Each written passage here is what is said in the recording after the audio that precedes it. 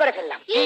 আমি ইলেকশনে নামবো। ইলেকশনটা কি কুয়া না পুষ্কুন্নি যে নাব্বা? কি যে বলেন জয়ু, ইলেকশনে দাঁড়ানো বুঝি আপনি পছন্দ করেন না? করি, তবে তোমার মতো গরু দ্বারা এটা চাই না। কি বললে? গোবিন্দ গরু? সরি, ব্যাকরণ ভুল হয়েছে। গরু না, ষাঁড়, ষণ্ড। খবরদার ওভাবে কথা বলবে না।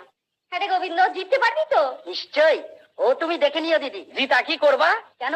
এমএলএ হব, বিধানসভায় ঢুকবো। বিধানসভায় তো দেশের আইন তৈরি হয়, তুমি শালা মুখ্য ওইখানে গিয়ে কি করবা?